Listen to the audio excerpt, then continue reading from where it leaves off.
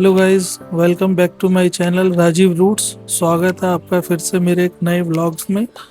आप जो यहाँ देख रहे हैं ये है गेटवे ऑफ इंडिया, जिसका पहले एक वीडियो मैं ऑलरेडी अपलोड कर चुका हूँ। ये सेकंड वीडियो है एलिफेंटा जाने के लिए। अगर आप एलिफेंटा जाना चाहते हैं तो आपको मॉर्निंग में थोड़ा जल्दी आना पड़ेगा और आप आ सकते हैं CST स्टेशन या चर्च गेट। वहाँ से आपको टैक्सी मिल जाएगी, ज़्यादा दूर नहीं है। और वहाँ पर आने के बाद आपको यहाँ पर टिकट मिलेगा जिसका प्राइस रहेगा 290 290 का टिकट लेने के बाद रिटर्न का ही टिकट है ये। आने जाने दोनों तरफ का एक ही टिकट है। फिर आपको लेनी है फेरी में बैठोगे आप। फेरी में बैठ के आप समुद्र के रास्ते से जाना होगा। लगभग 1 घंटे का रास्ता है। 1 घंटे में आप पहुँच जाएंगे, क्योंकि रिटर्न में आप किसी भी फेरी से रिटर्न आ सकते हैं। ज़रूरी नहीं है कि आपको सेम फेरी लेनी है, किसी भी फेरी में रिटर्न के लिए सब लगी रहती है। और समुद्र के रास्ते में आपको बहुत अच्छा व्यू भी देखने को मिलेगा। काफ़ी सारे बड़े बड़े पानी के जहाज खड़े रहते हैं, व्यू अच्छा है। लाइफ जैकेट हम लोगों ने पहनी हुई है, क्योंकि एक बार समुद्र में हादसा हो चुका था। उसके बाद से ही क्या नाम है, यहाँ पर लाइफ जैकेट अलाउड कर दी है और जरूरी भी था। जब तक भारत में कोई हादसा ना हो तब तक लोगों को समझ में ही नहीं आता है कि क्या करना है क्या नहीं है। जबकि बहुत पहले से ही एलिफेंटा लोग जा रहा है, लेकिन लाइफ जैकेट का कोई सिस्टम नहीं था। इससे पहले भी मैं एक बार 2012 में आया था घूमने के लिए।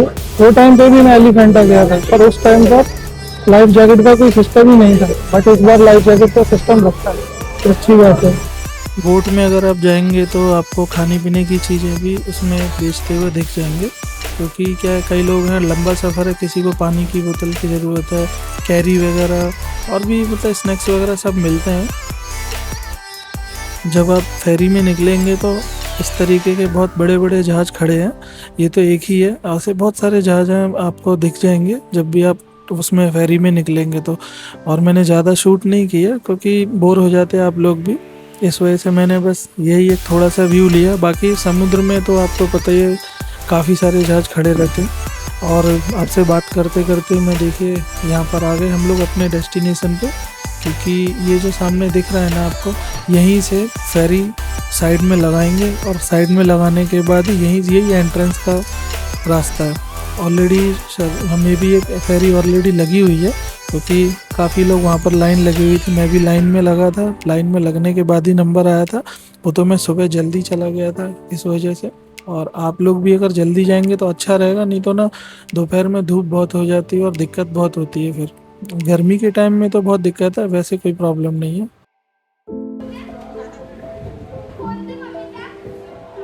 दोस्तों, मैं एलिफेंटा पहुंच चुका हूँ, अभी पहुंचा हूँ।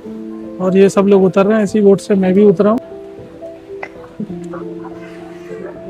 आप देख रहे हैं बोट आने जाने का टिकट जो होता है उसी में होता है। 290 का टिकट लिया, सेम प्राइस है आने जाने का।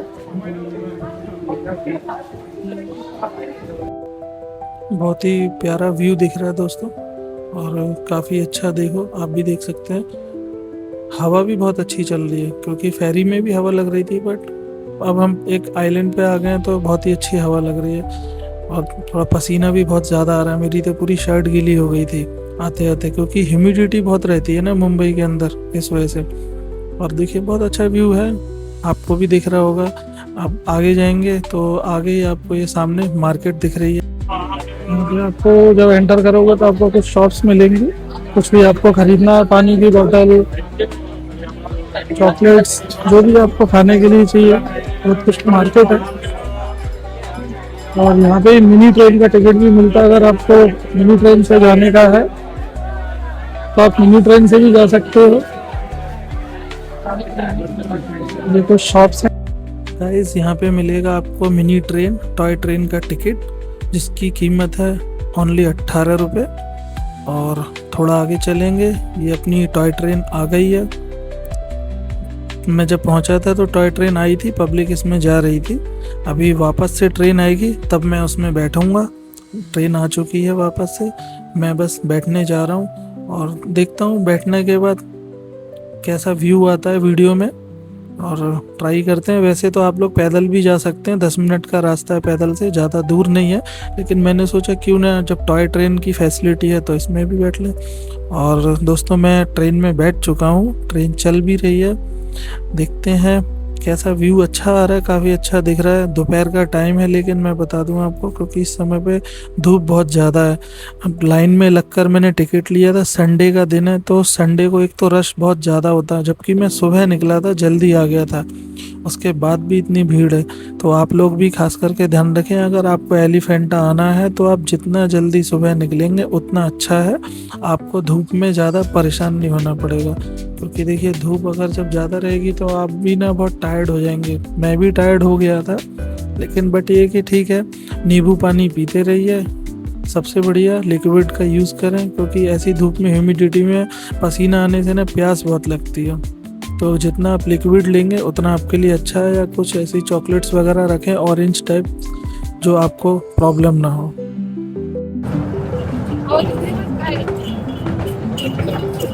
मार्केट के साइड दुकानें बनी हुई है।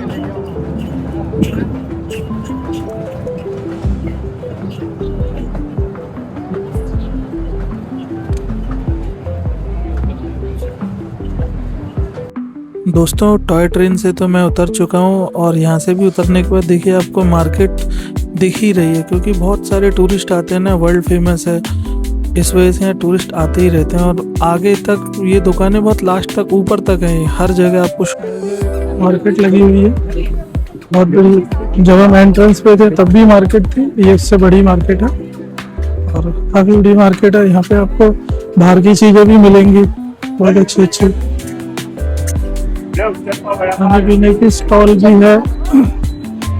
कोई प्रॉब्लम नहीं है, अगर कोई व्यक्ति खाना वाना लेके नहीं आता, अगर प्रोग्राम करता आने के लिए, तो वो आ सकता है, ऐसी कोई प्रॉब्लम नहीं है कि खाने की दिक्कत है या किसी चीज़ की। और प्राइस भी लगभग सेम ही है। आप गेटवे ऑफ इंडिया पे जो चीज़ें लेंगे वही सेम प्राइस है, पानी की बोतल या कुछ। दोस्तों, यहाँ पर आपका 5 रुपये का टिकट लगेगा, ज़्यादा नहीं है, और बच्चों का 3 रुपये का है, छोटे बच्चों का नहीं लगता है। और आपको एक बात और बताऊँ, इस एलिफेंटा को ना घारापुरी बोलते हैं, टिकट में भी आपको दिख जाएगा। देखिए बहुत गर्मी है, दोपहर का टाइम है, बट बारिश से तो ठीक ही है, क्योंकि बारिश में तो वैसे भी व्यक्ति घूम नहीं पाता है। बारिश नहीं है, ये अच्छी बात है। गर्मी है तो कोई प्रॉब्लम नहीं है, पहाड़ी क्षेत्र है।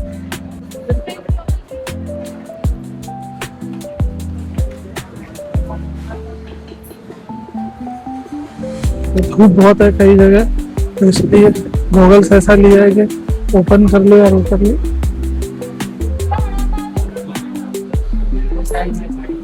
दोस्तों, यहाँ बंदर भी है, थोड़ा बच के रहे, चश्मा वगैरह भी निकाल के ले जाते हैं, बैग अगर है, थोड़ा अलर्ट रहे। दोस्तों, हम आ चुके हैं एलिफेंटा केव्स के पास। ये एंट्रेंस के गेट पे आपको कुछ ऐसा बोर्ड मिलेगा, और आगे चलते हैं।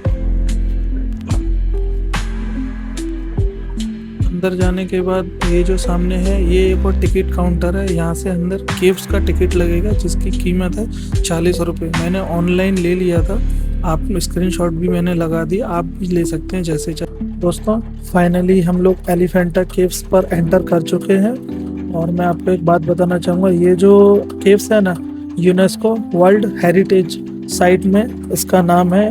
यूनेस्को एक अंतर्राष्ट्रीय संस्था है जो पुरानी जो भी केव्स या अपने जो घूमने की जितनी भी जो जगह है, जैसे अजंता की गुफाएं हैं, वो भी यूनेस्को में है। तो ज़्यादातर यूनेस्को में इसी तरीके की चीज़ें आती है, और इनके जो कानून जो फॉलो होने हैं ASI करती है, आर्कियोलॉजिकल सर्वे ऑफ इंडिया। ये नियम बनाती है कि आप यहाँ पे क्या कर सकते हैं, क्या नहीं कर सकते। जैसे अब एलिफेंटा केव्स है, यहाँ पर कोई भी ड्रोन शॉट नहीं ले सकता, ड्रोन की तो परमिशन ही नहीं है बिल्कुल भी यहाँ पे। चलिए तो फिर अंदर चलते हैं और देखते हैं, अंदर से आपको व्यू दिखाता हूँ। ये जो आप पिलर्स देख रहे हैं ना, ये पिलर्स अलग से नहीं बनाया गया है, ये पूरा एक प्राचीन पहाड़ को कट करके ही ये सब बनाया गया है। ये 5वीं से 8वीं शताब्दी तक बना है। और आपको एक और बात बता दूं, इसमें पुर्तगालियों ने, सैनिकों ने मूर्तियों को बहुत नुकसान पहुंचाया। एक समय पे पुर्तगाली यहाँ पर आए थे अपने हथियारों को रखने के लिए, तो इन्होंने मूर्तियों पे गोली वगैरह चलाई। आप देखेंगे कई मूर्तियां खंडित हैं, किसी के हाथ टूटे हुए हैं, किसी के। दोस्तों, यह है अर्धनारीश्वरी, जिसमें इनका राइट साइड का हिस्सा भगवान शिव का है और लेफ्ट साइड का हिस्सा माता पार्वती का है। मूर्ति की हाइट 16 फीट है और यह शिव शक्ति का मिलन है। एलिफेंटा की यह विशाल मूर्ति हमें याद दिलाती है कि यह पूरी कायनात पुरुष और प्रकृति दोनों के संतुलन से ही चलती है। इसमें सेंटर में जो फेस है वो महादेव जी का है, लेफ्ट साइड में भैरव जी और राइट साइड में जो है वामदेव उमा जी की मूर्ति आपको दिखेगी। यह एलिफेंटा की सबसे रहस्यमयी कलाकृति त्रिमूर्ति शिव, एक ही पत्थर पर उकेरे गए भगवान शिव के 3 चेहरे जीवन के सबसे बड़े चक्र को दिखाते हैं, सृजन, पालन और विनाश। इस गुफा को इस तरह से बनाया गया है कि जब भी सूरज की रोशनी आती है या कोई भी रोशनी सीधे सामने शिव जी की त्रिमूर्ति पर ही पड़ती है। दोस्तों, ये है प्राचीन शिवलिंग जो पत्थर से काटकर ही बनाया गया है, लगभग 1500 साल पुराना। एलिफेंटा की इन प्राचीन दीवारों पर सिर्फ शिव का वैराग्य ही नहीं बल्कि उनका गृहस्थ रूप भी अमर है। लगभग 1500 साल पुराना मंदिर यह कल्याण सुंदर पैनल भगवान शिव और माता पार्वती के दिव्य विवाह की गवाही देता है। और दोस्तों, सामने जो मैं लेके जा रहा हूँ ये है अंधकासुर, एक ऐसा राक्षस जो आपने सुना ही होगा कि उसका अगर खून जमीन पे गिर जाए तो एक और राक्षस पैदा हो जाता है जितनी खून की बूंदें गिर जाए। एलिफेंटा की शांत गुफाओं में यह पैनल सबसे खौफनाक और शक्तिशाली है। यहाँ भगवान शिव का भैरव रूप दिखाया गया है, भैरव रूप जो बुराई का नाश करने के लिए अंधकासुर नाम के राक्षस का वध कर रहे हैं। और आपको हाथ में दिख रहा होगा भैरव रूप जो धारण किया कपाल है, जिसको कटोरा भी बोलते हैं। ब्लड, गर्दन काट के ब्लड उसी में इकट्ठा कर रहे हैं। और दोस्तों, आप जो ये शिवलिंग देख रहे हैं ना 1500 साल पुराना, कलचुरी और राष्ट्रकूट राजाओं के काल में पूरी पहाड़ के सीने को चीरकर इस गर्भगृह को तैयार किया गया था, जहाँ आज भी एक अद्भुत सकारात्मक ऊर्जा महसूस होती है। मैं खुद वहाँ गया था तो मैंने इस चीज़ को महसूस किया और मैंने सर्च भी किया बहुत इसके बारे। दोस्तों, किसी भी ऊर्जा को या शक्ति को ना शब्दों में बयां नहीं किया जा सकता, सच में। और ये वाली जो आप केव्स देख रहे हैं ये भी पहले नंबर की जिसमें मूर्ति रखी हुई है शिव जी, ठीक उसके बगल में ही है। लेकिन इसका क्या रास्ता बंद कर रखा था, कुछ काम वाम चल रहा है, इस वजह से टूरिस्ट को उधर जाने ही नहीं दे रहे थे। और ठीक इसके बगल में ही है, ये भी 2nd नंबर की ही गुफा है और काफ़ी खंडर हो चुकी है, आप लोग देख सकते हैं। गवर्नमेंट भी इस पे काम कर रही है। आप लोग अगर इसके अंदर जाएंगे तो इसमें कई जगह ऐसी जगह जहाँ पे पानी को स्टोरेज किया जाता था। मैंने एक बार शूट भी किया है। अभी देखो ये जो बंदा खड़ा हुआ है ना, यहीं पे लास्ट में ऐसे कई गड्ढे हैं जिसमें पानी स्टोर होता है बारिश का, क्योंकि पानी कहाँ से आएगा इतनी ऊंचाई पे, तो बारिश का पानी ऐसे ही कई सारे बड़े बड़े गड्ढे हैं जिसमें बारिश का पानी स्टोर रहता है जो काम में आता है। दोस्तों, ये 3रे नंबर की केव्स है, गुफा।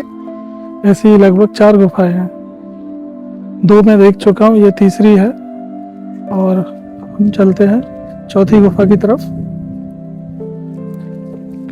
अभी तो मौसम ठीक हो गया, बहुत धूप थी अभी, बहुत ही ज्यादा। ऊपर वैसे तो कोई दिक्कत नहीं, बस बंदरों का थोड़ा ध्यान रखने का कि बंदर बहुत है यहाँ पे। पानी की बोतल देखते ही छीन लेते हैं, पानी की बोतल ये लोग। ये केव्स 4th नंबर की है। अंदर चलते हैं, देखते हैं इसमें क्या है, पता पड़ेगा।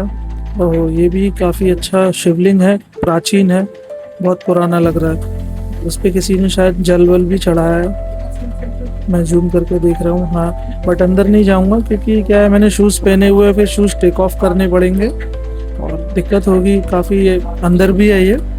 वैसे तो ये कि मैंने तो देखा नहीं यहाँ पे पूजा वूजा करते हुए किसी को, बट इस पे जल चढ़ा हुआ दिख रहा है मुझे, इसलिए मैंने आपको बता रहा हूँ। और ठीक इसके बगल में अगर आप जाएंगे तो कुछ यहाँ पे ऐसा लग रहा है कमरे बने हुए हैं। मे भी शायद जैसे पहले कुछ ऋषि मुनि वगैरह या बौद्ध काल में मॉन्क आते थे तो उन लोगों के ठहरने के लिए इस तरीके से कमरे बनाए जाते थे जिसमें वो लोग रुक सकें। क्योंकि राजा महाराजा के टाइम पर इस तरीके से काफ़ी लोग बाबा वगैरह संत आते थे। देखिए आप ये देख रहे हैं, हाँ ऐसा ही कुछ है ये। उन लोगों के मतलब रुकने के लिए व्यवस्था यहाँ पे रहती होगी, रात को यहाँ रुकते होंगे। क्योंकि इस तरीके के कमरे जो हैं छोटे छोटे, ये कुछ ऋषि मुनि या संत वगैरह आते हैं उनके लिए ही इस तरीके से कमरे बनाए गए हैं। ये वही मेरे को भी यही लग रहा है। देखते हैं सेकंड वाले में क्या है। हाँ, ये भी सेम वैसा ही है, वो भी सामने से शूट कर रहे हैं, कैमरे में दिख रहा है। चलिए बाहर चलते हैं, फिर देखते हैं और क्या है। और शायद में भी एक केव्स और बची हुई है आगे चल के, और मैंने पूछा था, देखते हैं चलो, ये नीचे का रास्ता है, मतलब पहले अप हिल है फिर डाउन हिल है, ऐसी सीढ़ियाँ मिलेंगी आपको, क्योंकि हाइट पर है फिर डाउन हिल पर है। ये है लास्ट की गुफा, ये भी दोस्तों बंद कर रखी है, बैरिकेडिंग करी हुई थी। मैंने पूछा था एक से, तो बोल रहा है कि इसमें भी गवर्नमेंट अंदर कुछ काम वाम कर रही है, इस वजह से इसको बंद कर रखा है, किसी को जाना अलाउड नहीं, आप दूर से ही शूट कर सकते हो। मैंने फिर दूर से ही शूट कर लिया, क्योंकि जब अंदर जाना अलाउड नहीं है तो ठीक भी नहीं है, रूल्स को फॉलो करना चाहिए ऐसी जगह पे हमेशा। और अभी मैं जा रहा हूँ कैनन हिल की तरफ। कैनन हिल मतलब वहाँ पर मैंने सुना है कि 2 तोप हैं लोहे की, ब्रिटिश गवर्नमेंट के टाइम की बात है, ये लगभग 1880 या 1890 के टाइम की बात है। ये रास्ते में देखिए पत्थर गिरा हुआ है, ये ऐसे नहीं गिरा है, ऊपर से आके गिरा हुआ, नहीं तो रास्ते। खैर आगे चलते हैं। ये जो आप ऊपर देख रहे हैं ना, ये एक बंदरगाह की मतलब चोटी बनाई गई है, जैसे कि पहले किसी दुश्मन देश जैसे फ्रांस, रूस, ये समुद्री डाकू को हमले से बचाने के लिए मुंबई में ब्रिटिश गवर्नमेंट ने ना कोस्टल डिफेंस सिस्टम बनाया था यहाँ पर ऊपर, कि जिससे कि चारों तरफ निगाह रखी जा सके। और शायद इसीलिए ये तोपें भी इसीलिए लगाई गई थी, क्योंकि समुद्र की ऊंचाई से चारों तरफ दिखाई दे सके और किसी को मारना हो, निशाना लगाना हो तो। और ये तोपें जो है ना, एक घारापुरी गांव के लोग हैं और पशु के द्वारा और कुछ पुली वुली लगा के ये तोप ऊपर लेके आई गई है। मैंने पूछा था, गाइड ने बताया था कि इसी तरीके से ऊपर आई थी, क्योंकि ये जो था ना मेन ब्रिटिश गवर्नमेंट का एक बंदरगाह था और उन्होंने अपनी सुरक्षा के लिए तोपें लगाई थी, ना कि उन्हें थोड़ी पता था। और ये जो सेकंड है ना, ये तोप सेकंड वाली है, जिसपे देखो काफ़ी सारे लोग दिख रहे हैं। मैं आया हूँ यहाँ पे सेकंड तोप का, इसके अलावा कुछ नहीं, बस ये लास्ट है। और यहाँ से एक और घारापुरी गांव आपको यहाँ की हाइट से ही दिख जाएगा। चलो मैं आगे दिखाता हूँ आपको। और यहाँ पर वो भी है जवाहरलाल नेहरू पोर्ट, बहुत बड़ा पोर्ट है, देखिए दिखाता हूँ आगे आपको। देखिए ये जो आपको दिख रहा है ना छोटा सा गांव, यही घारापुरी गांव है, जिसको बाद में एलिफेंटा का नाम दिया। और वो सामने जो दिख रहा है ना कंटेनर्स जो दिख रहे हैं, ये है जवाहरलाल नेहरू पोर्ट, बहुत बड़ा पोर्ट है, ठीक इसके सामने ही है। और काफ़ी बड़े बड़े जहाज खड़े हुए, एक रेड कलर का था जो इतना बड़ा जहाज है, कार्गो शिप, काफ़ी बड़ा है। देखो मैं जूम करता हूँ दोस्तों। यहाँ के बाद फिर मैं गया अपनी फेरी पकड़ने के लिए, क्योंकि टाइम हो चुका था, ज़्यादा लेट होने से कुछ फ़ायदा नहीं है। फेरी पकड़ के ही मैं जब रास्ते में जा रहे थे तो काफ़ी बड़ा जहाज़ दिखा था मुझे। पिछली बार मैंने शूट नहीं किया, पर सोचा चलो शूट कर लेते हैं, इस बार थोड़ा सा वीडियो बना लेते हैं। और काफ़ी बड़ा जहाज़ है, आप देख रहे हैं। शाम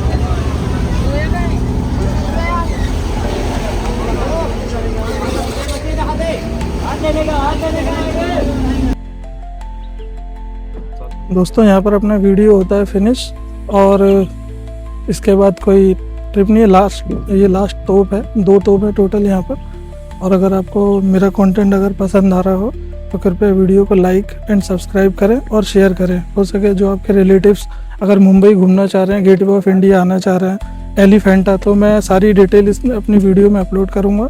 आप देख सकते हैं कितना टिकट लगता है और कितना टाइम लगेगा आने में, वो सारी चीज़ें आप देख सकते हो। और गॉगल्स मैंने 2-in-1 पहना हुआ, क्योंकि सामने ठीक सूरज है, आंखों में रोशनी ना लगे, इस वजह से इस तरीके का गॉगल्स मैं पहन रखा है, जिससे कि इजी रहता है इसको कैरी करने में भी। ठीक है गाइस, तो मिलते हैं फिर नेक्स्ट ब्लॉग में। Okay bye.